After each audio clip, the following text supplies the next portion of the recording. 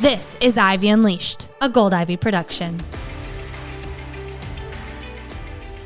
Welcome back to Ivy Unleashed. You are going to be so happy you're tuning in because today we are graced with the presence of a TEDx speaker, a Broadway actor, a human creative director. We've got Justin Schuman in the house. Justin, welcome to Ivy Unleashed. Thanks for having me, Ivy and Unleashed. I love it. We're so happy you're here. We've been following Justin on TikTok. We watched his TED Talk, and we could talk for 6 hours today. But what really, how you actually got our attention was Brooke and I like to talk about a lot of different things. We are multifaceted women who have different interests. Health covers a lot of different aspects. And as we've gotten pretty big on TikTok, the advice is niche down, talk about one thing, get your audience, whatever. And Brooke and I are like, we don't want to. Brooke is huge for gut health, and that is great. And it works well for her to help people with that. But she also wants to talk about other things. And so one of us sent your TikTok to each other, and we're like, oh my gosh, listen to this guy. Justin is saying we can just be who we are. And so thank you for giving us the permission we didn't actually need, but you gave it to us to just be ourselves. Yeah, happily. I have found over the last year and a half that apparently many needed the permission that, of course, they always had all along, but I was happy to be the one to say it because I think the language that you're referencing is overwhelming, to say the least, on pretty much every platform. Yeah, and you're, like we just said, a content creator, but also a TEDx speaker, a Broadway actor. So we know a little bit about you, but our audience might not be familiar with you. So let's take it back to how you got to where you are today. Walk us through what life was like for Justin Schuman growing up. Oh my gosh. So I grew up on Long Island, not far from the city, which is where I live now in New York City. And interestingly enough, don't have a ton of memories from being a kid. And then I would ask people around me, I was like, do you remember a lot of being a child? And I've heard various answers. So I can't remember my earliest memories, but my parents are divorced, incredibly amicable. Everybody's wonderful, which is great. I had a younger sister named Jordan, and 2 years my junior. And I think some of the earliest memories I have are from third grade, and they're not positive. I just remember being bullied from a very young age, especially now at 31. I'm looking back and I'm like, poor child. And I think I just was always sensitive and wise for a very young kid. Teachers were my best friends. I just felt much more understood by them. I had a pretty rigorous extracurricular schedule, even in third, fourth, fifth grade. And I think it was when I started taking dance classes, and it was very chorus line. My sister started dance classes first. She eventually stopped, and I was like, I want to try that. I stayed and I persisted with it. And I remember hiding it sort of from people, but again, I don't know how they would have found out anyway. And I think eventually I just let people know, and it was just game over. Third graders are mean. And I just grew up not having a lot of guy friends, which I was really fine with, and I'm kind of still fine with. But yeah, kids were mean. And I just remember not being happy. I don't think I was sad. I just think I felt very othered. The older I get, realizing that I probably always felt this sort of separate and apart feeling. And I'm trying to in the work I do now, I try to look back and I'm like, wow, did I just always feel sort of separate? And I think I did. Sixth, seventh, eighth grade, I don't remember them being wonderful times. I was a very smart kid, and I found my other smart friends because in a way they were other as well. And then high school was largely not good. I mean, I did theater, which was great, and one of my best friends to this day I met in high school. But ostracized feels too strong of a word. I wasn't a pariah, but I did come out when I was 14, which was a very strong choice. And again, teenage boys are really insecure and are not comfortable when other people demonstrate a fraction of security. And so it was tough. I was verbally accosted, in a gym class once, and just stupid things looking back at it. And then I'm like, where were teachers in any of this? but I don't want to make it sound like it was all so terrible. I really did love school. I'm an academic at heart. And I do remember, and this is from my TED, but I think it's worth noting. We had this event senior year called Senior Follies, where like all the seniors would get together and they would make fun of the teachers. It was like a really good, good natured fun. And I was heavily a part of it because I was a performer and I loved this stuff. And I remember I was writing skits and I was like acting. We were in rehearsal and whatever. And one or two of the boys were like, "You're really funny." And I was like, I know. I have been really funny. You just never heard it or listened, nor have we ever had a conversation prior to this moment. So nice to meet you. I will say, it feels good to go back to your high school reunions though, right? So to anybody listening, although I'm sure you've either probably all been to a high school reunion at this point, that was a nice comeuppance, I will say, to be like, oh, wow, y'all really peaked back then, didn't you? And then I went to Northwestern University in Chicago, which my mom found. She was like, because I was applying for musical theater everywhere and auditioning, and she was like, you need one non-audition school. So naturally we chose Northwestern, which is not by any means a safe school to apply as just as a non-audition option. But I got in there and 4 years there. And then here, it's so weird to try and recount your entire life. I know. We were talking about that. Minutes. We were like, do we ask about one specific part of his story? But we're so intrigued by you because those parts of your story are important, and it makes perfect sense, the work that you do, really helping people get to their authenticity. And it sounds like you were kind of forced to, like, thinking of, this is not who I am. I'm not going to pretend to be this. Even though I bet that is so hard at 14 to come out. I actually think I didn't find it then, right? I think part of me was maybe always on the brink, but realized it was a very unsafe thing. And I also want to say out loud, like, I grew up in an amazing family, very supportive. Like, there was never feelings of danger or risk at home. But I just think I can be chameleonic if necessary. And I think that I used that to my benefit when I was younger, to stay safe and maybe hide in plain sight sometimes. And I definitely used my achievements to sort of see, and I find myself quoting my own TED, but like, see me for what I do. Like, don't actually like look too deep, but like, yes, I'm the honors kid. And like, yes, I'm in all the APs. And yes, I'm always at extra help in the morning and I'm the last person who needs it. But yes, so that was who I was. I did go to a sleepaway camp for theater from roughly from 2000. Oh my God, the way time passes. 4 or 6, which is insane to say out loud that I can't remember. I think 2004 to 2009.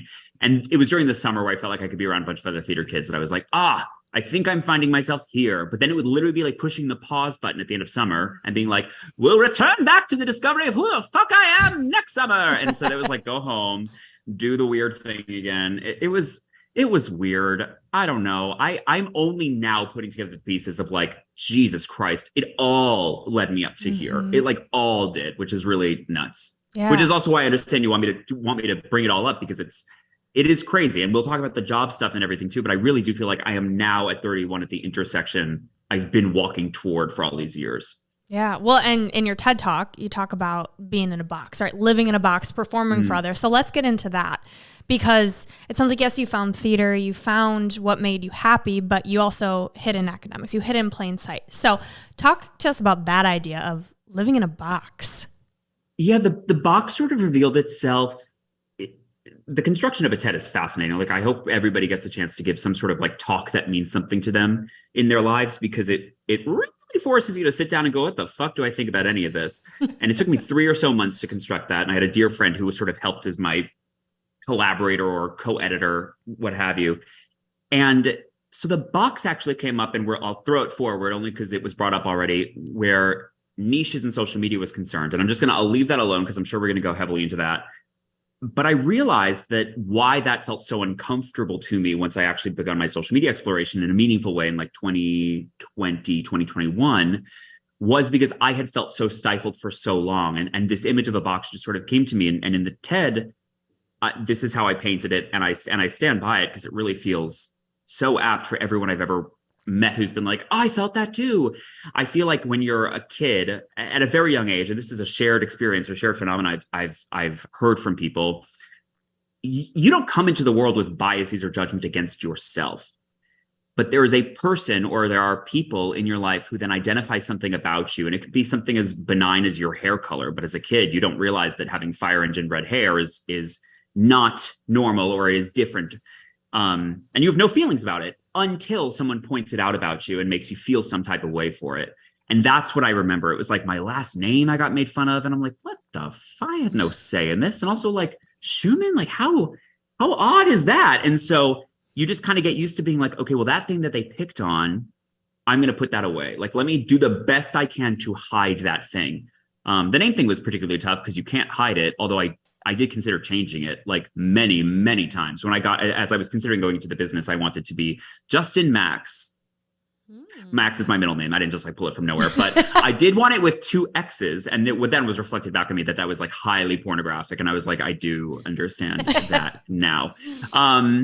So I think that this box represents everything about you that later on you find out, maybe if somebody's helped you unlock this, that everything about you that's special just kind of gets put inside. Anything that would have you be recognizable or noticed or stand above the crowd. And then the outside of the box becomes that version of yourself that you construct just to remain palatable and tolerable. And it's just so funny because I had a TikTok go pretty viral yesterday. And it's so clear to me just how many people really, whether they would call themselves a people pleaser or not, have been giving up their space to others for years for fear of fill in the blank. But again, for fear of being ostracized, for fear of being made fun of, for fear of being bullied, for fear of being anything. And that is really why I show up and do what I do, because I get to help people kind of crack their boxes open now daily and use social media, the very tool I think that has kept people in boxes for so long, to actually do the sort of like deconstruction, which is very exciting. I always think about like being a kid, having divorced parents, which all 3 of us have, that was like the first thing that, remember I was at this church camp and it was like, step forward if your parents are divorced. And I like thought there was going to be like half of us. And it was just. What kind of exercise required the divorced kids to step forward? Now looking back, it is kind of weird, but I assumed that there was going to be like way more. There was like 50 kids and I was the only one that stepped forward. And I was like, oh my gosh, like I'm embarrassed all of a sudden, because when you're a kid, you just want to be normal. And so I'm so curious about that point, as we become adults, that we recognize, whoa, having red hair is actually really freaking cool. Or the fact that I'm really into this thing and really good at it, even though it's different than everybody else, that's cool. So like, what kind of work did you do to kind of dig deeper and reflect and kind of own this and accept yourself? Oh, I don't know if I've done any yet. No, I'm stuck at, actually, it's funny that you use the word normal. And if there's anything I've realized lately is like that word actually doesn't mean anything until we give it meaning, right? And the same thing with authenticity. And so I don't know what normal is, right? And all I knew then was that I didn't feel a part of. I'm not sure that was normal, but it definitely wasn't what I was. And so I was separate. And I always felt that way. And I'm just so grateful that I stayed the course and that I did have a supportive and protective enough family. Not that they needed to protect me from anything. I definitely like weathered my own blows, but I just see so many versions where like, oh my God. So I said earlier that I might cry, but like not for this reason, but I hope I'm in a very emotional moment this week. I've been like crying constantly. So let it out, you guys. I just think that there's a really weird, scary version of this path. And this doesn't really speak to my experience at all, but I'm speaking to the experience of the greater world, that like suicide rates are really high, right, for kids. And I think that's also, that is a part of the reason I show up and do this work on social media, because social media is not going anywhere. And we could bemoan how dangerous it is, or we could try to work with it and use it as a tool. But like, for being as bullied as I was, the fact that I kept my head down and kept doing the work, I'm grateful for myself for having that resolve, I suppose. I don't mean to make it sound like there's a weakness if it's just really scary. And so I'm stuck at normal a little bit just because it's a fascinating word right now in all of this work that I find myself doing. But I mean, I've had therapy and I've journaled, I've tried to do all that stuff. I wish I was like exceptional at inner child work, like sort of deep meditation, digging, but like I don't have stuff. Like I would love to maybe go to like a hypnotherapist or something to see like what we could unlock. I think there's probably some shit back there that's worth unpacking. But yeah, I don't know. I think it's actually, you feel it in moments. I think there's things that have stayed with you for so long. I'm saying like the greater you, that like when I drink, sometimes I get very sad, but then I'm like, wow, I've been sad for a long time. Like there is still a deep sadness in me somewhere. And I'm like, that came from somewhere. I don't think unless maybe in a past life I was a sad person, but like I think I acquired a deep sadness at some point, and that actually made me who I am today. And I'm not sure I've unpacked it, but I do think I'm starting to be aware of those pieces and how far back they go. Yeah.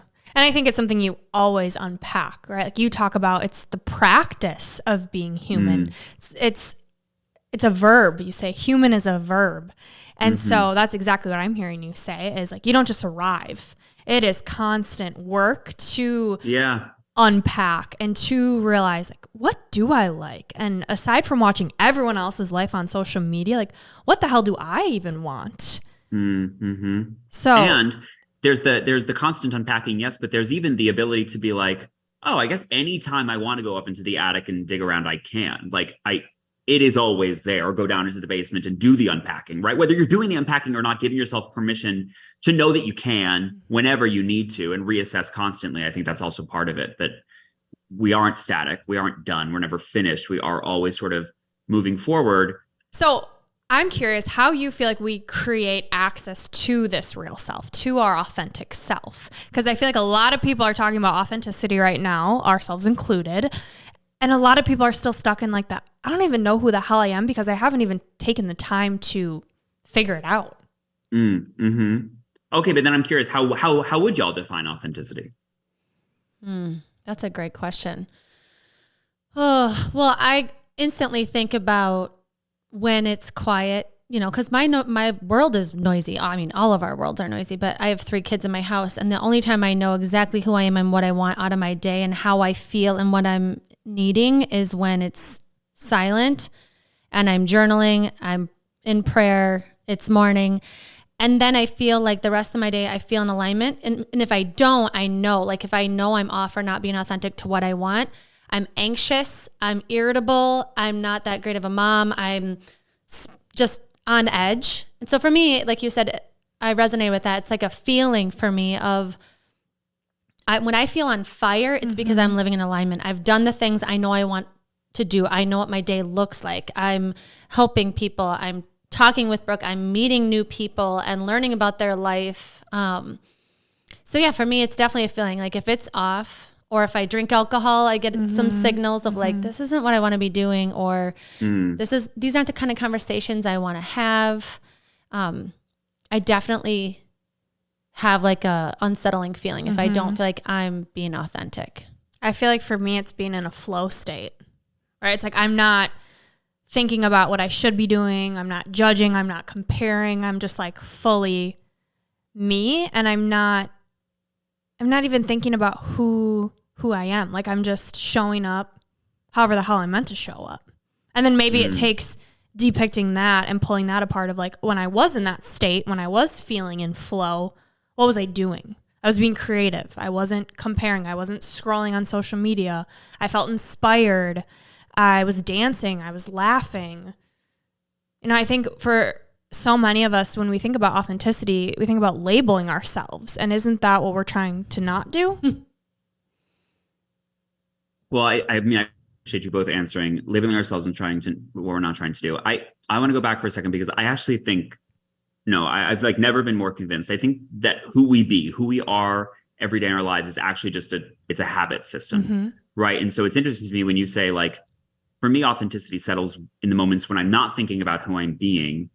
And then I would, you know, if we were in a one-on-one or you were a client of mine or we were having a glass of wine, I might poke at you a little bit and challenge you and say, okay, so in those moments when you're not even cognizant of who you're being, who's the habitual self? And is that a be that you decided, or did somebody else decide it at some point for you? And then you find flow occasionally, you find fire. But the be who you are when the you who you are when you're not even thinking about it, was it decided by you? Because that to me is the big difference. And I had a lot of like brain blasts over. I started waking up at 5:30 in the morning, going right to the gym. And I found like my brain is like on fire when I'm at the gym that early. And it's been a really I mean, conflicting because I'm trying to like do pull-ups and I'm like, go away. But there are a lot of thoughts that I've had recently at the gym. I in the TED, I defined authenticity versus inauthenticity as this idea of a self-directed performance versus a performance of self-directed by everyone else around you.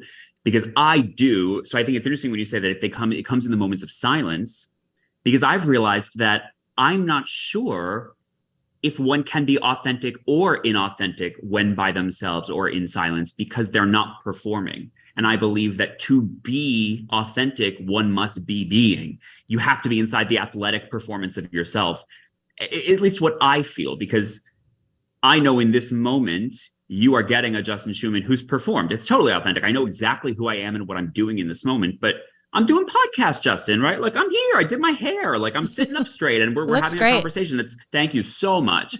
And you know, I'm cogent and I'm making my arguments and all of that. But I'm not the Justin that was like on the couch zonked like an hour and a half ago that was like, holy shit, I got a shower for the podcast, right? Like I know who I'm being in this moment, but I'm absolutely performing myself. And the thing that people start to like push back to, like, we're performing. I'm like, well, you're doing it anyway. That's the gag. The real thing is like, you're doing it regardless.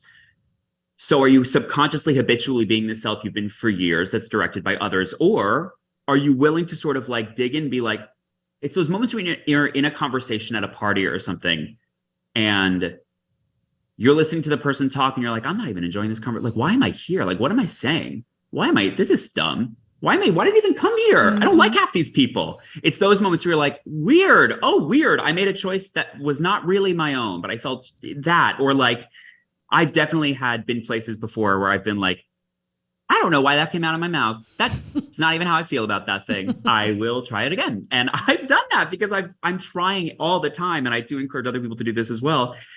Mean what you say and say what you mean, but also decide. Like, I do think we decide who we are, and then that becomes the habitual self. But a self-directed version becomes habit. And I also think that that's what confidence is. Confidence is when you can really walk into a room and know that whoever's there or whatever situation you find yourself in, you can still be a chosen version of yourself.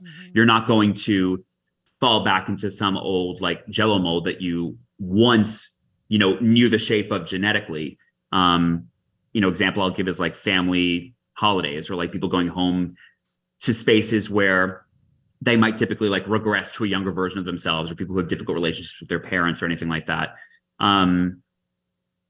But you did ask, like, what are the in what ways can we find this? And it's as small as like speaking a little bit louder when you order your coffee from Starbucks, to asking your server their name when you go out to eat and like going out of your way to use it once or twice. One, to like make them feel seen and they're a fucking human being as well. But two, it's like, it takes a little bit of like being and doing in those moments. And I do ultimately think storytelling is this huge gift we have. And that's why I think social is so great, because it's the storytelling tool we always have next to us, right? At any given moment, you can show up and tell that story.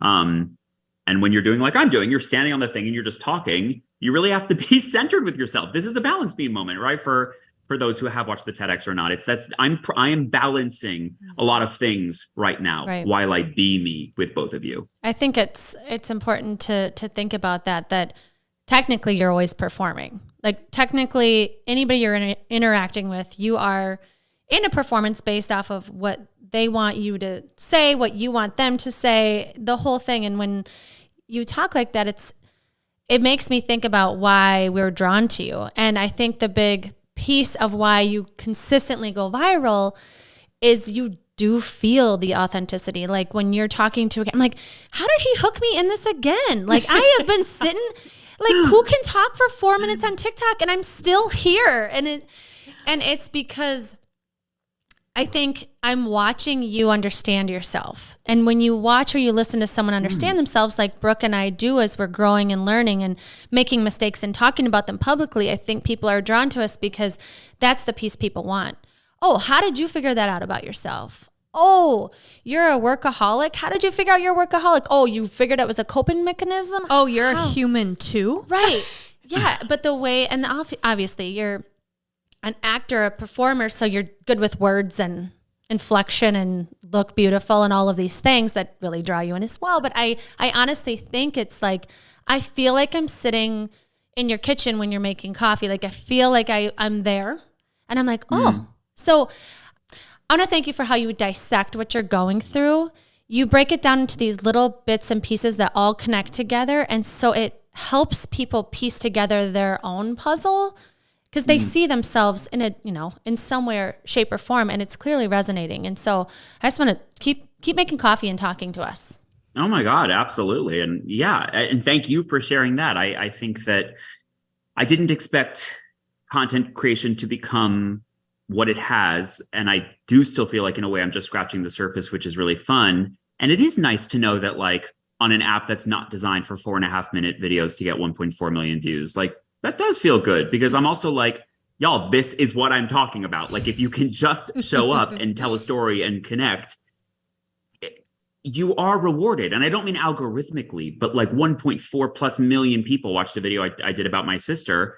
And the comments were like in the thousands of people who were like, I've never heard somebody share this about break this apart in this way. And I was like, I'm so good. I'm so glad that I did then. I thought to show up and share this stuff. So you're welcome. And thank you for watching. I'm thrilled that you do. Mm-hmm. Yeah. Well, and just for people that don't know, do you want to talk about your sister and how let's do it. And how that plays into, we have a lot of people that listen. Everybody's lost someone, right? And what we like to talk about is how that plays into your mental health now, right? Like grief is not linear. It doesn't just get better and better. It hits you like a ton of bricks out of nowhere. And so to hear how it affects you now with all your success and everything that's going on in your life, can you talk to us a little bit about Jordan and how that affects you? Sure. Yeah, thank you. And I mean, there's also people who will be listening who are like, wow, he talks about grief with a lot of humor or levity. And also like, yeah, we all talk about grief in different ways. And I'm like, we have to. I'm like, I'm not going to sit here and weep through the rest of my life. And it's just, my mom and I talk a lot about we're still here. So we have to pull the positives, right? Because like we just decide we have to because we're still here. I lost my sister in a car accident in 2015. And it was terrible, as one could imagine. And it's just like, I don't know, especially recently, I've had to like relive this story or this whole thing. And I will say that even every time I say it, it does not sound real. It can't be my story. That's insane. And as it came out of my mouth just then, I was like, oh my God, this is really, that happened to me? Like, oh, this guy must be fucked. And I'm like, yes. It really just is like, you can't even really put into words just how awful, that is. And then to watch your parents go through that, which is just honestly almost even worse. That was just terrible. I do think that a part of the fact that I work a great deal is a coping mechanism, and perhaps because there's stuff that I don't want to deal with. I'm sure there is, because I do think that also when you're faced with mortality at a young age, especially when someone very young passes away, it can do a very like, what the fuck is it all for? Like, yes, we could talk about legacy and we could talk about whatever, but there are some times where I'm like, what am I even doing all this for? Like, I have these goals and revenue's nice and helping people's amazing, but like, and what? So it's a very weird thing, because grief also does give you perspective of what matters and what doesn't. At least I think so in my own life. I love what you said about how it makes you think about, does legacy even matter? And it just makes you question everything with mortality. Like, what the hell? I don't know. It's like hard to put even in words. Like I feel what you're saying so deeply. And I've never lost a sibling, but I lost some friends in high school at that age where it's like, oh, I'm for sure dying by 18 too. Like there's something in you that I think all of a sudden you're like, okay, that's just what happens. Like this is going to happen to me too. I don't know what it is, but I liked when you talked in your TED Talk about how she was fully herself and like put it all out there. And you can see that in you too, that like life is short. So why would you be anybody but yourself? Like what are we trying to do here? If you're literally here for 2 seconds, why wouldn't you just do what makes you happy? Yeah. Yeah. And I will also say, like, to her credit, I do feel like there was always something so much about her. And she went through her own, not bullying and stuff, but she definitely, like, also being a girl's just like hard. Being a girl in high school, like, other girls are mean. Like, I know I got bullied as well, but like, had I been like a straight male, I would have been totally fine. But like, girls are mean. And so I like watched my sister have to go through some of that shit. And she had her own moments, right? She was bossy and like she had her things. But I will say, to her credit, she really, not that she didn't give like a singular fuck, because I think she found herself, but she really did go through that discovery phase. It seemed like a lot earlier than a lot of kids do. And I think what's almost saddest to me is like, we were like just starting to become friends, because it's like, oh my God, I don't want to lose it. Take your time. Yeah. Ugh. It's been a week. And that's the part that we won't get, which is like, that sucks. Also, it's like, I gotta deal with so many parents dying one day. LOL, my mom's listening to this. She's like, I'm fine. But it's like, there's shit that your siblings are supposed to weather with you. And that is like, LOL, annoying that I'm not going to have somebody with me for those things. So that kind of sucks. And I know I'll feel it even differently. I think that's the other thing with grief too. It's like, you said it's nonlinear before, which is totally true, but you also like don't even know what you don't know that you're not going to feel when you might feel it when you don't. It's like insane. And so I find myself attending weddings now, and I'm just like, oh, weird. Another thing, like, I won't. It's like these weird things that happen as you go through life, and you continually reposition yourself to all of these events. And as we said before, you continue to change. So your relationship to all these things continues to change. So yeah, it's just, it sucks. I do think that it is just something you carry with you and you integrate it. But I will also say it's not something that like consciously weighs on me, but I'm sure it subconsciously weighs on me. I don't think I think it's the only honest way of saying it. Mm-hmm. Yeah. Well, and you said, I'm sure there's a lot of feelings that you haven't processed that are hidden deep down, and that kind of is where the workaholic plays into it. So I'd love for you to speak on that. You did a beautiful TikTok on it. So just kind of share your thoughts on that with us. Yeah. Well, even just to respond to this, like the feelings, another place is, so I went through a breakup last June with somebody that I thought, I was like, oh, this is it. We're great. I mean, like, of course it's hard. But largely it was wonderful. And he broke up with me, the very gall of it all. He'll never hear this, but nothing about you guys. I happen to know he'll never hear this. And I will say, like, breakup specifically, for anybody who's like, wow, I wonder what grief of that magnitude feels like. Bitch, go through a breakup. And that's about as close as you're going to feel until you really do suffer a loss that's very near and dear, because that really does, like, the broken heart thing is so very real, right? And the only thing that sort of mends it, or doesn't even mend it, but just like brings the pieces back together so the scar tissue can form. What an image, is time. And so I did find myself working a lot in my relationship as well. And I didn't always, but I think in the moments when I didn't feel chosen by this person, I then started to choose me. So I think I also like shifted my relationship to work, because I realized that work wasn't just something I was doing to make money. It was also something I was doing to like elevate my station. And my name was, I was going to work on my brand and my name. And so all of this work was also feeding. It wasn't just dollars in my bank account. I felt like I was actually changing my life by pouring time into this work. Because the work that I do, today, it's work that I really started thinking about in 2020 during the pandemic. This idea of coaching and working with people, although I did not know even remotely what that looked like back then. But yeah, I mean, I also realized that work is like one of the only places I feel in complete control of everything. I know who I am when I'm in work mode, because I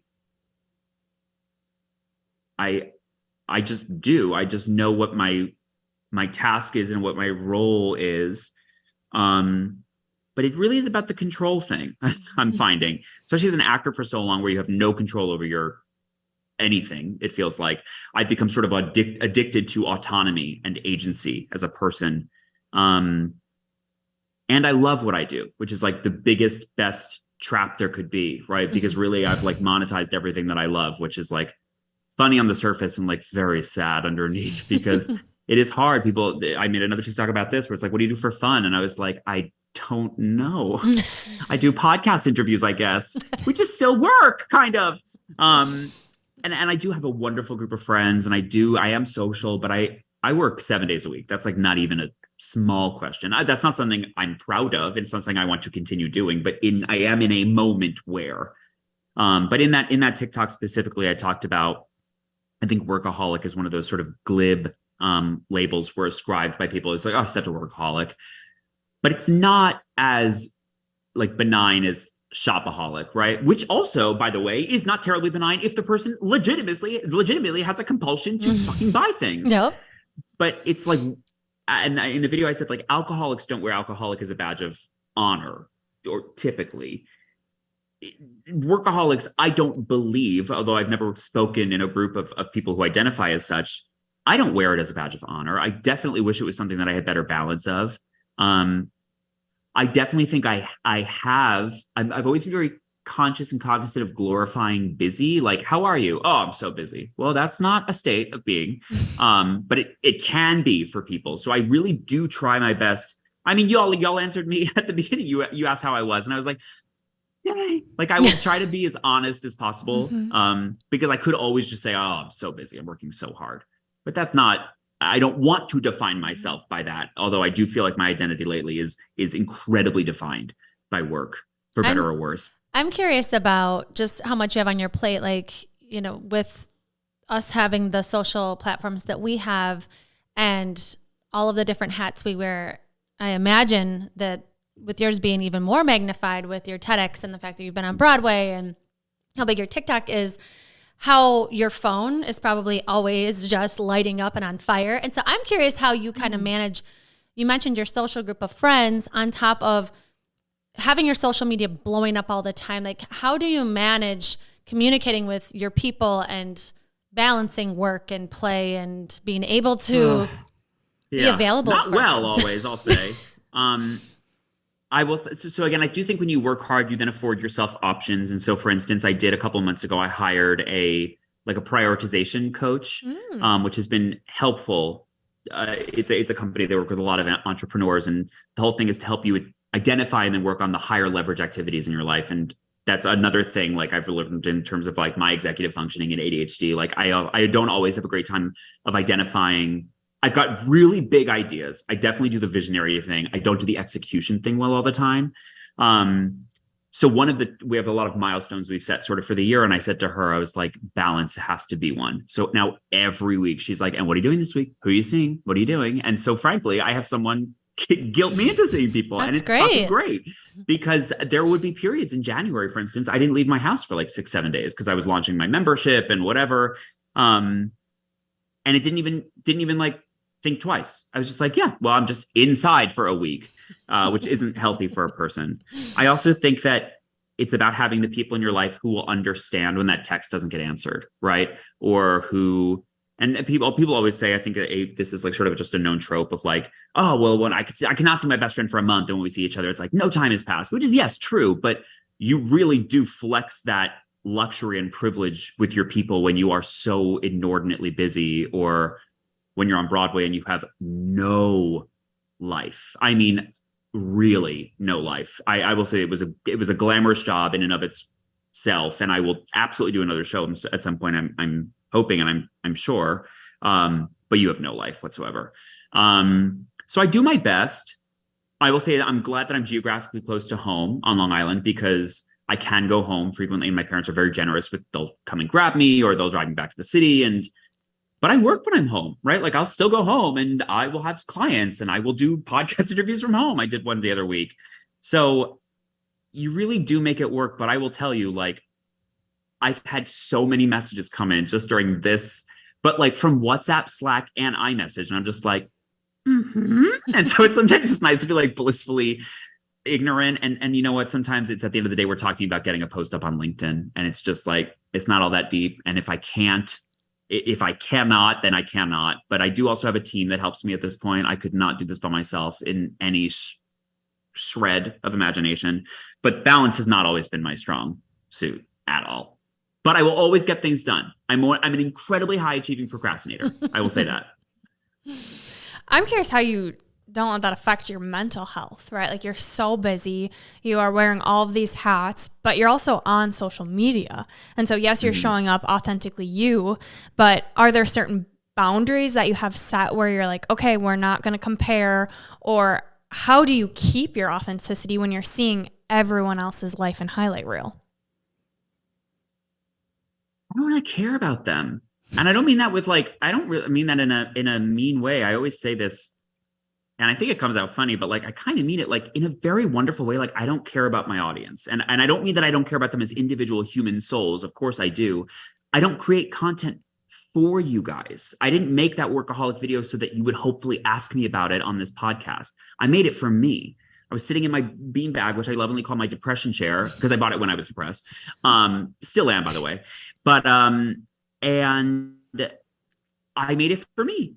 I was in a really weird moment and I was like, I'm feeling a type of way. And I know that I can put my words outside of my head and then manipulate them and understand them more deeply. But I just know myself in that way. But I consume a bit of content, but I don't scroll like I used to. I just can't. It's just I spend so much time on these platforms already that I don't need to sit there and scroll. I also work with creators constantly too. So it's like, I feel like the veneer or the shine is all gone. It's like, I know what this is right now. So like you just see through it a little bit. But I also don't really play the comparison game either. I've never, maybe back when I was an actor, I'm still very much an actor, but I think that I had a more difficulty playing compare and contrast when I did more performing and I was auditioning more than now, because I do feel like what I'm doing is very singular. And to me, that doesn't feel self-aggrandizing. It feels just objective. I know no one else is talking about social media who happens to have my background. There is no other Broadway actor who's also been a photographer for 13 years and helped people be comfortable in front of the camera, who's also experienced deep tragedy and grief, who also happens to be sensitive, wise, empathetic, all the things that I already was, who's also good at running businesses. Like I am a very specific amalgamation of a person, and I don't mind owning that very proudly and being like, it wouldn't help me to compare because no one's doing what I'm doing, and I'm frankly not doing what they're doing. Oh, so beautiful. And I think I know what so many people needed to hear, because I feel like as business owners, people who are trying to sell their services on social, they want to see what's landing and then they tweak their content. And that's what all of the quote unquote content creator coaches say out there is like, listen to your audience, what they like, make more of that. And you're saying, I make what I like and what I need so that what resonates with the people will resonate, what's meant to resonate. You don't have to alter yourself. The people that it will resonate will find me. Because also the thing that people forget, and y'all know this, but like I'll get these clients who after a one-on-one session, they're like, holy shit, this all makes so much more sense. Or I can't believe the way that you put the pieces together to me. Like there's so much clarity here. And I'm like, well, good, because this is a really long game. And they're like, what do you mean? I was like, well, if you want to be a creator, like you just signed up for like a really long thing, right? You're not going to make like 3 pieces and like, you're done. Like you're doing this now. If you want to do it, you're telling me that you want to make money doing this. So it's like, if I continued to show up and only made the content that I thought my audience wanted to hear, or I just was agitating the fuck out of their pain points or whatever, I mean, I can't. That's why it's stifling and suffocating and inevitable burnout. I keep thinking about people kind of like yourself, actually, that maybe when they were younger, it didn't really feel safe, you know, when you're getting bullied, to be yourself, right? And there's a lot of fears that come up, like Brooke and I play with, like not drinking. And it's a little scary to go into your social environment that you're usually, you know, drinking a ton of wine at, and then you're not. You know, I think facing these fears of starting to really get to know yourself or starting to perform the real you when you're around people, like thinking of those people that are just getting started that kind of are probably unsure even of who that is, like what advice would you give them? I think that for those people, and I don't actually think I've ever said this out loud, but it just came to me as you were talking about it. I think sometimes it's enough to also it's enough sometimes to be conscious of the shift that you start to feel, right? An example I'll sometimes give, or I have given before, is like, you're about to walk into a party, and right before you walk in, you literally can feel yourself start to turn into the version of yourself that you would have for the benefit of those other people. I think even starting to be aware that you're shifting is a really helpful thing, because then you can at least you can continue to act with awareness. And then if you can act with awareness, then you can make conscious choices, maybe to not do a certain set of behaviors, or to not say some things that might have just been the habit, that habitual self we were talking about before, but the one constructed by the other people at that party, right? So I think for the people who are starting to do this work, or if we really are looking at the balance beam, and for those who haven't watched the TED, to me, the practice of being yourself really requires this act of finding your balance, the balance beam itself being the authentic performance of self, the two sides one could fall off onto, one being the very performative version of self, and one being a very, very small, sort of secluded and hidden. And I do think we fall off on both sides constantly. But in either of those situations, getting back on the balance beam requires a little bit of the other one, right? So if you're quiet and you're shielded, then you do have to dial up your volume just a bit, right? And if you find yourself being the class clown who is really just making people laugh because you're terrified of what they'll see if they stop laughing and ask you a real question, you probably have to be quiet for a little bit, right? And just sit in observation and really receive. And I've never really thought about it that way, but I suppose I do like to think of things in terms of ingredients as well. And I think that sometimes your ingredients need whatever it's going to, if you've oversalted something, it's hard to come back from that, for example. Right. I'm like, I watch enough Food Network to know that. But I do think it is sometimes playing at the opposite, just testing it out and seeing what that feels like. Right. And I do think being myself very loudly now, not in terms of volume, but occasionally in terms of volume, is this beautiful correction, and at times overcorrection of many, many, many years of quiet. I think being centered, right? That's where that idea comes from. And as you're saying that, that's what I picture is like, where do you feel like, I don't know, this feels kind of icky, going back to how we said how feeling like ourselves really feels, and only you know that, and you have to be aware of that. So something that was really helpful for me, and as you're speaking too, is like bird's eye view of viewing myself, an out of body experience. And anytime I do any meditation or any deep work, it's I picture myself from a different view, because you can see how you're performing, and is that in a line of how I really want to be performing, or is it I'm adjusting my volume based on the people I'm with? So I think looking at it. And I do think too, it's like, I had this idea the other day and I wanted to do a TikTok about it, but I didn't come up yet with a way to break it down in a way that wasn't so convoluted. I think that I've had people start to like challenge me on the things that I believe, which I fucking love. Like I'm all for discourse. And I had somebody once said to me, okay, so there's this job I really, really want, and I have to go to a job interview, and it's my second or third interview, and I'm meeting the guy at like a restaurant. We're going to do a meal and we're going to chat through things, but I like really don't like the guy. She's like, are you saying that me going and being rude to him like that, or like if I went and I was polite to him and I like said what I needed to say to get the job, that's authentic? And I said, yes. And she was like, but that's not how I really feel about it. And I said, well, that's fine. You decided how you were acting in that moment, correct? And she was like, well, yes. And I said, and you really want the job, right? It doesn't matter what you think about the guy. You want the job, right? She's like, yes. I said, so in your own best interest, in a life led with your North Star being your own self-interests, you'll do what you have to do in that moment to get the job. You're being authentic. You're being dishonest, but you should know that about yourself, right? And that's what people are not ready to clock. People are not ready to say like, oh, I'm fine with being dishonest. I'm dishonest regularly. I'm around people sometimes I don't enjoy, and they would never know that, right? I'm deciding who I'm being in that moment for the benefit of everybody and myself, but it's me deciding that. So I'm being authentic. I might not be the most honest person ever. And I was like, ooh, that is something that I really have to talk more about. I just didn't know how to say it in a way that would make total sense, but I guess I could use that example. But that's what I'm fascinated by. Sometimes we take that look above and we're like, oh, wow, I'm being a bitch. But like, like I feel this way in this moment. So that's real.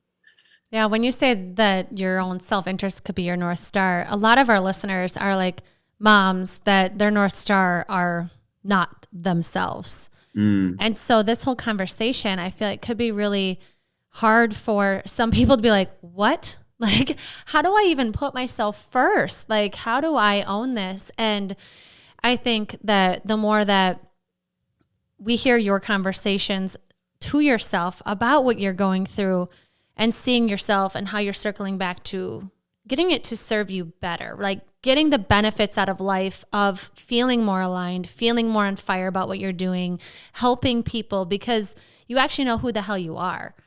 And so do you have anybody or any clients you've had that are like, I need help even caring about my own self-interest? So this is just an interesting aside in like the moment of like, what kind of coaching am I going to do? I was a mom coach for a bit because I do love moms and moms love me. And so it was like after I did this like pretty inane business coaching thing, like I was a student and paid them way too much money to tell me basically to make myself the smallest version of myself and help one person with one pain point. And that person was moms. And that pain point was their loss of identity. And so I was like, cool. And I did it for a bit and it was super rewarding. I mean, like I love helping people and I am a very feeling empathetic person. So I do this for my one-on-one clients still, I can like put people on kind of for a second and understand them. And then at least with content, like I will like structure pieces as them. And I'll have clients go like, how the hell did you do that? I was like, I understand you and I put you on for a second. I imagined how you might say it. And that was your story. And they were like, okay, well, wow. And so I did work with a lot of moms for whom their identity had become muddy, especially after moments of big transition, leaving the workforce, rejoining the workforce, kids leave for college. And it was very, very rewarding, but it really did come down to those younger years, right? Like I unpacked a lot of high school years with some moms because like, that's when the shit went down and watching the realizations go off in their eyes of like, oh my God, because that kid made fun of me in junior. Oh my God. And I'm like, yeah, that shit stays. Right. And so I will also say I, as a coach, consultant, strategist person who works with clients, it's hard. There's conversations where I'm like, that's for a therapist, right? And I've absolutely said that to clients before. But like, if somebody's like, I don't even know how to begin to start caring, I mean this with like so much love. That's not my client, right? Not that they're not my person, not that I couldn't speak to them, but I would feel terrible charging them what I charge for my time to have a conversation with them that I feel like I could make a really great TikTok.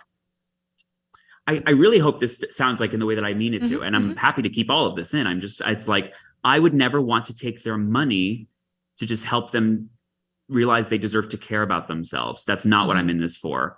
I'm in this for meeting them after that point, or they've consumed enough of my content or enough of somebody's content. And they're like, okay, cool.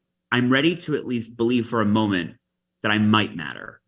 Then I can grab them. Then we can start. Right. But I don't want to charge somebody to help them realize that they deserve to take up space. Of course, that's what I end up doing with my clients a bit, but that would not make me feel good. I would not want to take that person's money. Yeah, there has to be a level of self-worth already there, is what I'm hearing you say. Yeah, and not like I'm saying like, oops, sorry, you have to be this tall to ride the ride. I just mean like it doesn't feel good to me. The goodness is gone. I would rather lead a free workshop, right? Then I could talk to people about it.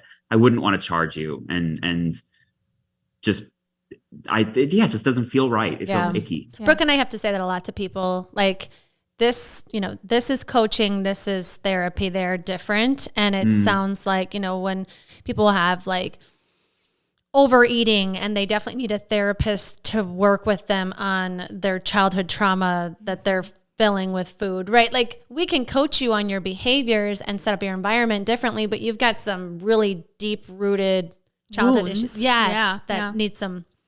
And something I do like too from like true coaching education is, and I pushed back really hard against this when I was first learning everything because I did the whole coach education, which I thought was super valuable, but you don't really always need to know why, right? Like meaning me as the consultant, I don't always need to know the why. If it happens to reveal itself, awesome, but you might not even know the why, but you know what your current behaviors is/are. So we can start there and you do know where you want to go too, right? So I do think the unpacking is so valuable, but it goes back to that question earlier about like, I want you to know that the attic and the basement are both there. I don't always have interest in going up there with you to like dust and open the boxes, but I do know the work that we do will support you in going up or down with more facility and ease. But yeah, there's so many things I'm not qualified to do. And I will also say people don't show up anymore, like on my Zooms or on my one-on-ones. I think I have shared myself so aggressively at this point that people know what I do, at least to a point. But sometimes people need a good pep talk, and I'm down for that. It really is colors of everything. For a while, I was calling what I do content therapy, which I checked with my lawyers. Therapy is not a protected word, thank God. Therapist can't call himself that, which I never would. But it really does. We do get under there, but not on purpose. It just is like when you start talking about deservingness and taking up space, that shit comes up. Yeah. Yeah. And I think a lot of people following, right? They don't want to be content creators, but to what you said earlier about social media, it's not going anywhere. And so we, as content creators, as people that are posting things, we can either elevate people or we can make them feel like shit. And our purpose, right, is what we're posting helpful? Is this inspiring people? And so people listening right now, even if you're not trying to be a content creator, we highly recommend that you follow Justin for that reason, because he is the type of person on social media that you want to follow. You want to get inspired by. You're watching these aha moments as you're having them on camera, which is such a beautiful thing. And it's raw and it's vulnerable. It's what we stand for. So for people listening, where can they find you, Justin? Where can't you find me at this point? I'm a lot of places. So I would say TikTok is sort of the mainstay at this moment until they take it away from us, they being the government. And I'm not sure they won't have good reason for doing so. But as of right now, you can find me on TikTok. I'm also on Instagram, same handle on both, Justin Schuman Official. I've made my foray into Twitter, although it's been muskified, but I'm there doing the thing now. So over there, I'm just Justin Schuman. Unfortunately, couldn't grab that across all platforms. I'm on Pinterest. I'm on LinkedIn. I think that's it. I would say if you want to like DM me, the best place is probably Instagram. I find TikTok's DM system to be bad. So Instagram is the best place to DM me. I will do my utter best. I promise to get back to you. Yeah. And then there's a myriad ways to work with me as well. You could work with me as a one-on-one client, which again, you could find through any of my social platforms. But I would say that probably one of my favorite offers and something that feels really pertinent to possibly some of the listeners is I do have a membership, and it is the Just Human Well membership. And it really is this community of, and we launched for the first time in January, and we continue to innovate and add things all the time. So I've been gifted with this beautiful group of people. But the core is we really all walk through life pleasing others. And the name of the game is how can we use content as a tool both to do this work, some of that unpacking, right? I like to talk about the building of your personal brand with content. Makes sense because content is both the manifestation of your personal brand. You're being you through the storytelling, but it's also the iterative tool by which you can figure out who the fuck you are in the first place. And that's really what we do in there. And it's a, frankly, very low ticket way to get a lot of access to me. And to do it surrounded by a lot of people who just really lift each other up with a lot of love. So that will launch again in April. And so the timing all seems to work out very nicely. Yeah, I just keep thinking about how you're just this unicorn of a person, like just how all of your life experience has gotten you to what you're doing and what you're creating. It's so cool. And the fact that you've been on Broadway too, and to know like how you can step into someone's, you know, you're an empathetic person and you've been an actor, that you can step into their life and show them how to perform kind of on social media or what that could look like. And they're probably like, holy shit, that could be me. That does sound like me. I feel like that's super cool.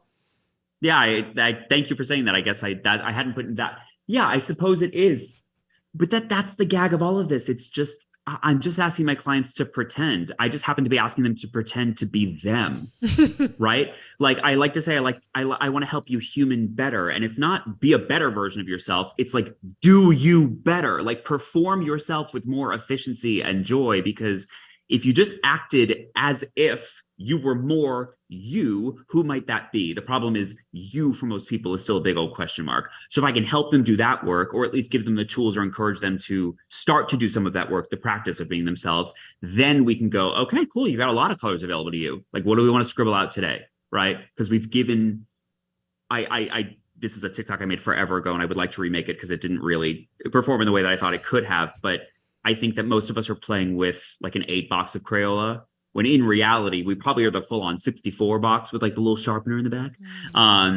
with so many shades of yellows and blues and reds. But we've just been told to mute our colors or dull our shine. And so we're playing with our primaries, like maybe a purple every so often, but certainly not an azure or like a rose, I love it. Yeah. I want to be the full spectrum, baby. Yes. Yeah. I love that.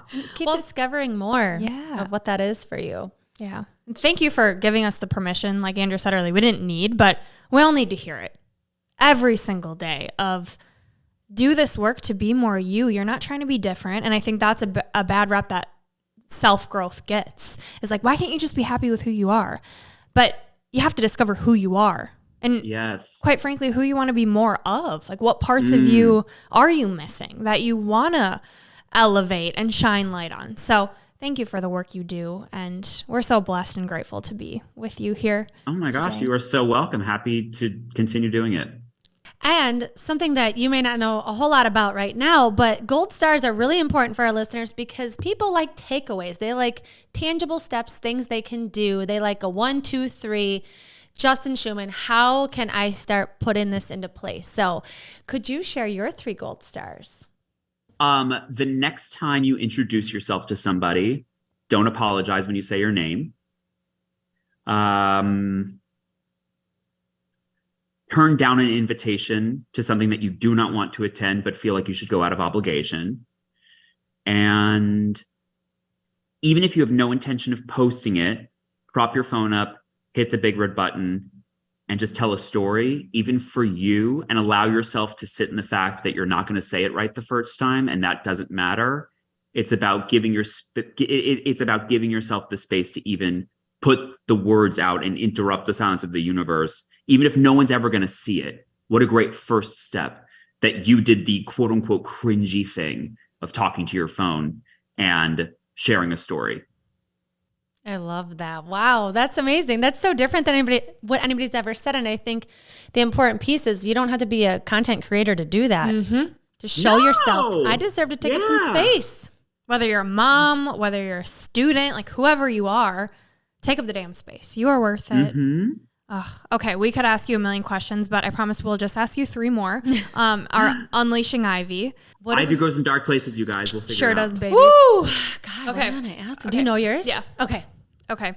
Justin, my Unleashing Ivy question. You mentioned depression earlier, and I want to know right now how you are taking care of your mental health. Poorly some days. I think Better Living Through Chemistry is fabulous. I'm on Wellbutrin and Strattera for depression and ADHD. I enjoy meditation practice, although I don't do it enough. I have a gratitude journal that I haven't used in like 2 weeks. I'm always aspiring to take better care of my mental health. And I do have one boundary that I set for myself weekly. I attend hot yoga on Thursdays, and it is like, for me, a religious experience. And it is quite literally the one boundary I set in my life. Well, we've seen your workouts. That's good for your mental health too. You've been getting after it. Yeah, but I'm also a vain bitch. So like I want to look great, so it's like it feeds both the brain and the muscles. So I like it. Well, we appreciate your honesty. Yeah. Yeah, thanks. We just love mental health questions. Mine has to do with ADHD. And I'm curious how ADHD has affected your life and how it's served you well. Yeah, that foray into my neurodivergence it has been new, and it's been really nice because I didn't realize so many things I've done for so many years were manifestations of it. I find touch very, very overwhelming sometimes. My executive functioning in terms of like how long things will take is very skewed. I'm like, I look at the dishwasher to unload it. I'm like, that's going to take 40 minutes. And I'm like, and then I do it. It's like 3.5 minutes later. I'm like, wowie. And so, that's been like interesting. How it's helped me is I think I think I move very fast, mentally. And I think that is possible because of however my brain fires. And so I am grateful for my like ability to have sequential thoughts very quickly. I also think it makes me a really powerful coach consultant because I can hear everything you've said and like categorize it away very quickly and then use it and help you with that. Even if I don't retain it long term, although I do have quite a memory for that stuff. I think the way that I sequence information in my head is pretty special. That's so beautiful. Mm-hmm. Such a cool way to look at it. Mm-hmm. Okay, and last question. If you could go back and tell younger Justin one thing, what would you tell him? I want to get out of here without crying. We won't let you. That's clear. Ivy grows in dark places.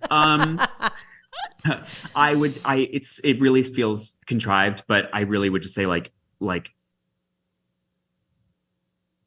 it really does get better. So just like the things that currently you feel like very othered for, just like keep going. You'll be fine. Just like, I promise you.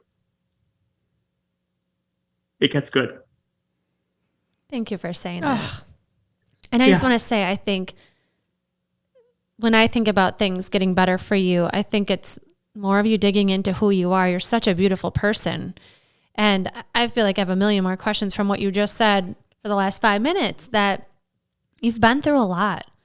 And you wouldn't really know. You're so funny and bubbly, and you're an actor, and you've had such success, but everybody goes through these dark times, right? Everybody has this stuff they have to work through. And I'm just so thankful that you're sharing it, because all of these light bulb moments you're having, you're helping so many people. So keep doing that. And you can rely on us if you need some accountability with that meditation, if you need us to tell you to get outside, whatever you need, we can be that for you. Well, I'm grateful. I appreciate you both. Yeah. And for our listeners too, I hope what you're taking away is that you're not alone, that you can have someone who is going viral on TikTok, right? You can have people who are showing you what it's like to be healthy and to take care of themselves. And we all struggle, and we all struggle with self-worth, of thinking we're not good enough, that we can't. And so you are not alone, but there's always something that you can do to better your situation, to not play the victim card, to look at things of they can get better. And so I just want to congratulate our listeners for listening and for doing this work, for being here. It's not easy, but you are carving out this time for you. Hopefully you got a little entertainment from Justin, because how could you not laugh? And if you're watching on YouTube, which definitely recommend, you're getting to look at this hunk. So just want to thank you, Justin, and our listeners for being with us today. We couldn't do what we do without you, and for normalizing being human. All right, Justin, we do not want to let you go, but it is time for your piece of gold, a quote that speaks to you. Oof, I really do love a good quote as well. My mom shared this quote with me in college, and it's not like earth-shattering, but it really has stuck with me forever. I didn't have the best initial time in college, and my mom said, the squeaky wheel gets the grease, right? The squeaky wheel gets the grease, and you could be the most polite nudge and just like, and I have found that people are really afraid to be squeaky. And so I think that the squeaky wheel gets the grease. You got to make a little noise sometimes, and that's okay. This is Gold Ivy signing off. Listen to your truth and go chase your gold.